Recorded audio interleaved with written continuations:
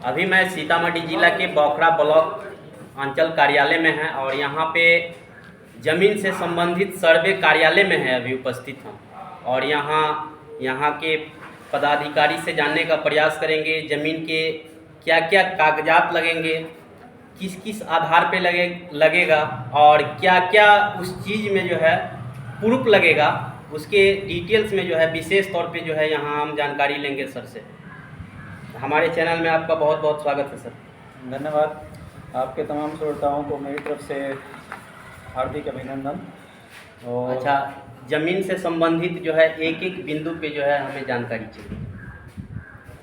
जैसा कि आप लोगों को पता है कि आपके अंचल बुखरा में जी। सर्वेक्षण का काम शुरू हो गया है जी।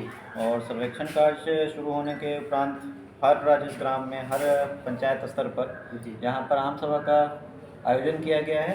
सारे रैयतों को, आम किसानों को ये सूचना दिया गया है कि आपके गांव में, आपके राजस्व ग्राम में सर्वे काम शुरू हो गया है। सर्वे काम में जो सबसे पहला दायित्व रैयत का होता है वो होता है कि अपने ज़मीन का जो भी ब्यौरा है वो सर्वे कार्यालय को उपलब्ध करवाना जी। और फिर उसी के आधार पर आगे की जांच और सत्यापन होती है और सत्यापन के उपरांत उसका नया खतियान बनाने का काम किया जाता है। जी। तो अभी जो जिस प्रक्रिया में काम चल रहा है इसको कहते हैं प्रपत्र 2 और प्रपत्र 3(1) में अपने ज़मीन का ब्यौरा भर के जमा करना। जैसा कि आप लोगों को हर आम सभा में ये बताया गया है कि प्रपत्र 2 और प्रपत्र 3(1) को भरने का तरीका भी बताया गया था। उसमें कुछ डिटेल है जो आपको बताई जा रही है, फिर से वो गौर से सुन लीजिए और सभी लोग अपना अपना पेपर ससमय जो 20 अगस्त से लेकर 30 सितंबर तक का समय है उस समय के भीतर जमा करना सुनिश्चित करेंगे।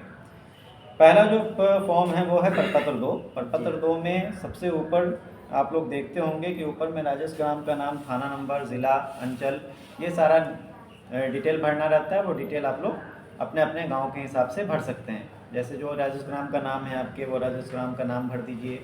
आपका जो थाना नंबर है, रेवेन्यू थाना नंबर, वो रेवेन्यू थाना नंबर भरिए। आपका अंचल बुखरा है तो बुखरा भरिए, ज़िला सीतामढ़ी है तो सीतामढ़ी भरिए।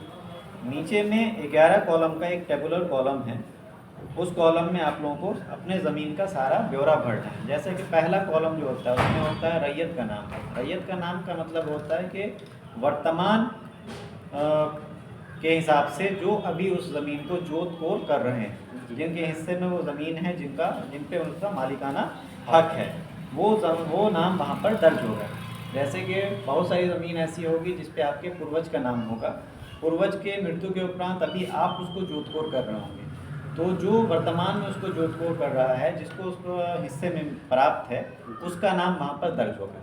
तो पहला कॉलम में है रैयत का नाम एवं पिता का नाम, तो उसमें आप अपना नाम और अपने पिताजी का नाम दर्ज कीजिएगा। सेकंड कॉलम जो होता है वो है अस्थाई पता। अस्थाई पता का मतलब हो गया कि आपका घर जहाँ है। ऐसे भी कुछ लोग होंगे जिनका ज़मीन 2 गाँव, 3 गाँव, 4 गाँव में होगा, तो राजस्व ग्राम अलग अलग हो सकता है लेकिन अस्थाई पता हर फॉर्म में आपका सेम रहेगा। हर राजस्व ग्राम के लिए अलग अलग फॉर्म आप लोगों को भरना है। तीसरा कॉलम होता है खाता संख्या, यानी ज़मीन का ब्यौरा शुरू होता है यहाँ सर कि ज़मीन का खाता नंबर क्या है। तो वो खाता नंबर आपके प्रूफ के जो भी दस्तावेज़ हैं या कोई भी पेपर है, प्रमाण है ज़मीन से संबंधित, उस पर दर्ज रहता है। वहाँ से देख के आप लोग उस खाते नंबर को वहाँ पे दर्ज कर सकते हैं। उसका अगला कॉलम है खिसरा संख्या। खिसरा संख्या का मतलब होता है खेत का संख्या, जो आपके प्लॉट का संख्या है उसको खिसरा संख्या बोलते हैं, जिसमें आपको हिस्सा मिला हुआ है। ऐसा भी होगा कि आपके पूर्वजों के नाम पे ज़मीन है और उसमें आपको कुछ हिस्सा मिला होगा, कुछ रकबा मिला होगा, तो जो उस खेत का नंबर है वो खेत का नंबर वहाँ पे दर्ज करना है। उसके अगला कॉलम होता है रकबा। रकबा का मतलब होता है एरिया। एरिया से संबंधित ये हुआ कि जो आपके हिस्से में जितना दखल कब्जे में आपकी ज़मीन है या जो पेपर पे आपका लिखा हुआ है रकबा, वो रकबा वहाँ पर दर्ज करना है। अगला कॉलम आता है चौहद्दी। चौहद्दी में आपको वर्तमान चौहद्दी लिखनी है। पेपर में हो सकता है उस समय का, जिस समय आपका पेपर बना था, या तो खतियान होगा तो खतियान बना था, या फिर अगर नया केवाला आप करवाए होंगे तो केवाला पे जो चौहद्दी लिखा होगा वो कुछ और हो सकता है। लेकिन वर्तमान में आपके चौहद्दीदार बदल गए होंगे, तो चौहद्दीदार बदलने के उपरांत जो अभी वर्तमान में चौहद्दीदार हैं आपके, उनका नाम वहाँ पर दर्ज करना है। उसका अगला कॉलम है किस्म ज़मीन। किस्म ज़मीन का मतलब होता है कि आप ज़मीन का उपयोग किस तरह से कर रहे हैं, ज़मीन का उपयोग किस तरह से कर रहे हैं। अगर घर बना के कहीं पे रह रहे हैं तो वो घरारी की ज़मीन कहलाती है, तो वहाँ पे लिख दिएगा। मकान में सहन भी लिख सकते हैं या घरारी वाली ज़मीन भी लिख सकते हैं। किसी ज़मीन पे खेती करते हैं तो वो कृषित वाली भूमि कहलाती है। अगर किसी ज़मीन पे पोखर तालाब वगैरह है तो वो पोखर तालाब वगैरह जो भी उपयोग हो रहा है उस ज़मीन का, वो ज़मीन का वहाँ पे डिटेल दिखाएगा किस्म ज़मीन पे। उसका अगला कॉलम है काबिल लगान, यानी कि लगान कितना आपका लगता है वो शेष को छोड़कर वहाँ पर दर्ज करना है। तो जितने लोग अपना लगान रसीद कटवाते होंगे, अंचल से जमाबंदी करवाने के बाद लगान रसीद कटवाते होंगे तो उस पर लगान का अमाउंट लिखा रहता है, रुपया लिखा रहता है, तो वो आप वहाँ से भी देख के लिख सकते हैं। अगर रसीद आप नहीं कटा रहे हैं या आपको पता नहीं है तो वो कॉलम को आप छोड़ सकते हैं, वो ऑप्शनल कॉलम है। वो नए सिरे से जब लगान का निर्धारण होगा इस सर्वे में तब आपको खुद पता चल जाएगा। उसका अगला कॉलम है जमाबंदी संख्या। जमाबंदी संख्या का मतलब होता है कि अंचल में जो आप लोग जमाबंदी कायम करवाते हैं तो हर एक रैयत को एक यूनिक नंबर दिया जाता है। उस यूनिक नंबर में उसका सारा ज़मीन का ब्यौरा दर्ज रहता है, जो वो ज़मीन खरीदा, जो बेचा, वो सारा उसमें दर्ज किया जाता है। तो जमाबंदी संख्या अगर आपको प्राप्त है, आपके नाम पे जमाबंदी कायम है, तो वहाँ पे जमाबंदी संख्या लिख दीजिए। अन्यथा की स्थिति में वो भी खाली आप छोड़ सकते हैं अगर पता नहीं है या दाखिल खारिज आपका नहीं हुआ है तो। अगला कॉलम होता है भूमि पे दावा का आधार, यानी कि भूमि पे जो दखल कब्जा आपका है, जो दावा कर रहे हैं कि ये आपकी भूमि है, ये आपकी ज़मीन है, उसका क्या आधार है, क्या प्रमाण आपके पास है, वो प्रमाण का जिक्र वहाँ पे करना पड़ता है ताकि ये समझ में आए मुझे या सर्वे ऑफिस को कि ये किस आधार पे आपको प्राप्त हुआ है। तो ज़मीन प्राप्त करने का आधार कई तरह का होता है। जो सबसे पहला आधार माना जाता है वो माना जाता है खतियान। तो अगर आपके पूर्वज के नाम पे खतियानी ज़मीन है तो वहाँ पे लिखा है खतियानी भूमि, या फिर उसको दूसरे शब्दों में हम लोग उत्तराधिकारी भूमि लिख सकते हैं। अगर आपके पूर्वजों से वो ज़मीन प्राप्त है और आप उसको अभी वर्तमान में जोत कोर कर रहे हैं तो वो उत्तराधिकारी वाली भूमि कहलाती है या खतियानी भूमि कहलाती है। तो वहाँ पे आप ये दोनों लिख सकते हैं। ज़मीन के प्रमाण में, आधार में आप खतियानी ज़मीन या फिर उत्तराधिकारी वाली ज़मीन लिख सकते हैं। दूसरा केस होता है कि अगर आपके पास केवाला हो तो केवाला भी आप अपने नाम से भी हो सकता है या आपके पूर्वजों के नाम पे भी केवाला हो सकता है। तो अगर पूर्वजों के नाम पे केवाला दर्ज है तो आप वहाँ पर लिख दिए पूर्वजों के द्वारा क्रय से प्राप्त भूमि या पूर्वजों के द्वारा केवाला से प्राप्त भूमि। और अगर खुद आप उसको परचेज किए हुए हैं, खुद रजिस्ट्री करवाए हुए हैं, तो आप वहाँ पर लिख दिए क्रय से प्राप्त भूमि। तो ये दो चीज़ हो गई। तीसरा प्रमाण होता है कि कोई पर्चा आपको निर्गत है। अगर सरकारी ज़मीन पे कोई पर्चा निर्गत होता है तो उसको बंदोबस्ती पर्चा बोलते हैं। तो बंदोबस्ती पर्चा से अगर आपके पास कोई ज़मीन प्राप्त है या आपके पूर्वजों को बंदोबस्ती पर्चा से ज़मीन मिला हुआ है, भूमि मिला हुआ है, तो वो बंदोबस्ती पर्चा से प्राप्त भूमि होगी और वहाँ पे वो दर्ज होगा। कुछ ज़मीन ऐसी होती है जो रैयती ज़मीन ही दूसरे रैयत को दी जाती है, उसके लिए भी एक पर्चा निर्गत होता है। वो पर्चा का नाम कहलाता है वास्कित पर्चा। तो अगर वास्कित पर्चा से आपको प्राप्त है भूमि कोई, तो फिर वहाँ पर आप दर्ज करिएगा कि ये वास्कित पर्चा से प्राप्त भूमि है। वैसे ही आप लोग सुने होंगे कि सीलिंग एक्ट में ज़मीन सरकार के द्वारा अर्जित कर ली जाती थी। अगर लिमिट से ज़्यादा ज़मीन है तो सरकार उसको ले लेती थी और फिर उस ज़मीन को भूमिहीन किसानों के बीच में वितरण करती थी या किसी सरकारी योजना के लिए उसका इस्तेमाल किया जाता था। तो अगर आपको उसका पर्चा मिला हुआ, भू हदबंदी से प्राप्त भूमि का पर्चा मिला हुआ, जिसको हम लोग परवाना का पर्चा बोलते हैं, तो अगर परवाना का पर्चा से प्राप्त भूमि है तो वहाँ पे आप लिख दीजिए परवाना के पर्चा से प्राप्त भूमि या भू हदबंदी के पर्चा से प्राप्त भूमि। उसका एक और वर्जन आता है पर्चा में जो कहलाता है भूदान का पर्चा। तो भूदान का पर्चा अगर आपको प्राप्त है, भूदान के पर्चा से ज़मीन प्राप्त है, तो वहाँ पर आप लिख दिए भूदान के पर्चा से प्राप्त भूमि। तो ये सारा ज़मीन जो होता है, ज़मीन का प्रमाण हुआ, एक तरह से आधार हुआ कि आप उस पर दखल कब्जा भी किए हुए हैं और आपके पास उसका भी प्रूफ भी है। तो ये सारा चीज़ उस कॉलम में दर्ज होगा। लास्ट कॉलम जो होता है वो रिमार्क्स कॉलम का होता है, जिसको अभियुक्ति बोलते हैं। अभियुक्ति कॉलम में वो सारा डिटेल आपको भरना है जो इस फॉर्म में नहीं बताई गई है, लेकिन आपको उसका जानकारी देना ज़रूरी है।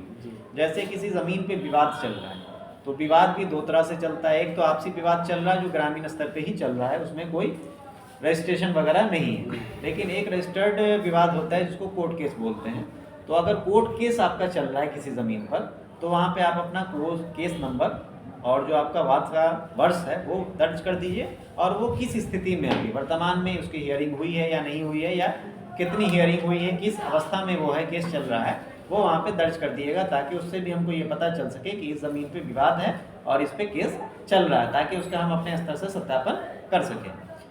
कुछ ज़मीन पे ऐसा भी होगा कि विवाद ऐसे ही मौखिक रूप से होगा, समाज का विवाद होगा आपकी ज़मीन होगी, पेपर आपके नाम पर होगा, दबंगई से कोई कब्जा किया हुआ होगा, या पूर्व में कभी आपके पूर्वजों के द्वारा मौखिक बिक्री कर दी गई होगी, आज उसका दखल कब्जा है, लेकिन आज आपको पता चल रहा है कि वो ज़मीन का पेपर मेरे पूर्वजों के नाम पर है, इनके पास कोई प्रमाण नहीं है, तो ऐसा भी केस बनता है।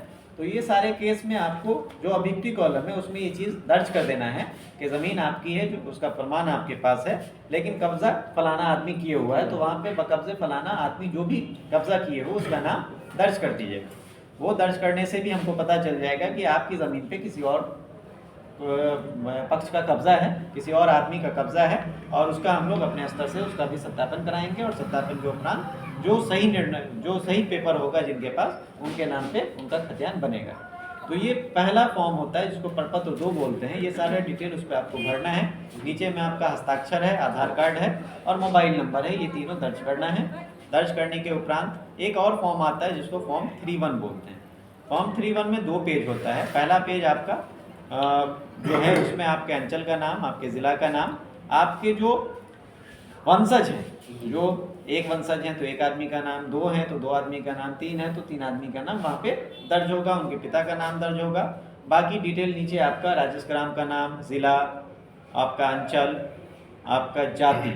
ये खतियान बनने के क्रम में एक चीज़ कंपलसरी होता है कि जाति भी आपसे मांगी जाती है कि आप किस जाति से ताल्लुक़ रखते हैं, वो जाति आपके खतियान में दर्ज होती है। आप जाति प्रमाण पत्र जब बनवाने जाते हैं तो उसी से सर्टिफाई होता है कि आप उनके वंशज हैं और इस जाति से ताल्लुक़ रखते हैं, तो वो जाति भी उसमें पूछी जाती है। आपकी जो सही जाति है वो वहाँ पर दर्ज कीजिएगा। उसके बाद आपका खाता, खिस्सा, रकबा, ये सारा डिटेल रहेगा, नीचे में साइन रहेगा, वो साइन कर दीजिएगा, वो पढ़ लीजिएगा। सेकंड पेज जो है उसमें आपको जो हिस्सेदारी मिली हुई है, जैसे आपके पूर्वजों के नाम पे ज़मीन था, केवाला हो या खतियान हो, उसमें आपको कुछ न कुछ हिस्सा मिला होगा। बंटवारा अगर किए होंगे तो कुछ न कुछ आपको हिस्सा मिला होगा, वो हिस्सेदारी का उसमें ब्यौरा भर के जमा करना रहता है। उसमें भी सेम चीज़ है, रैयत का नाम रहता है, सेकंड कॉलम पिताजी का नाम रहता है, थर्ड कॉलम अस्थायी पता रहता है, उसके बाद खाता, खिस्सा, रकबा और जमाबंदी संख्या 34, ये सारा डिटेल उसमें भरना रहता है। तो जो आप प्रपत्र 2 में भरे हुए हैं, सेम वहाँ से देख के आप प्रपत्र 3-1 में भी भर सकते हैं। आपका खाता खिस्सा क्या है, रकबा क्या है, चौथी क्या है और जमाबंदी संख्या क्या है, उसके नीचे भी साइन रहता है, साइन कर दीजिएगा। तो ये 2 तरह का फॉर्म है जो आपको भरना है, और भरने के बाद इससे संबंधित जितना भी साक्ष्य होगा आपके पास, ज़मीन जो आपकी है, सारी ज़मीन से संबंधित जो भी साक्ष्य है, खतियान है तो खतियान की छाया प्रति लगाना है, खतियान आपके पूर्वजों के नाम पे है तो उसमें वंशावली लगाना है, अगर बंटवारा आप किए हुए हैं तो बंटवारा शेड्यूल उसमें लगाना है, केवाला अगर आपके पास है तो केवाला की छाया प्रति लगानी है, अगर कोई कोर्ट का कोई निर्णय है जिसको डिग्री बोलते हैं, कोर्ट का अगर कोई डिग्री है तो वो डिग्री की कॉपी आपको लगानी है। कोर्ट केस अगर चल रहा है किसी ज़मीन पे तो वो कोर्ट केस की कॉपी लगानी है। वर्तमान स्थिति में अगर डिग्री प्राप्त नहीं हुई है, सिर्फ केस लंबित है, तो वो केस के जो कॉपी होती है, केस कॉपी, उसका एक फ़ोटोकॉपी वहाँ पर लगाना है। आधार कार्ड हर एक रैयत के पास रहता है, उसका एक छाया प्रति लगाना है। चलिए, आप लोगों को ये वीडियो कैसा लगा, आप लोग कमेंट बॉक्स में हमें अपना राय ज़रूर करेंगे, और इस वीडियो को लाइक कीजिए, शेयर कीजिए। चलिए मिलते हैं अगले वीडियो में। जय हिंद।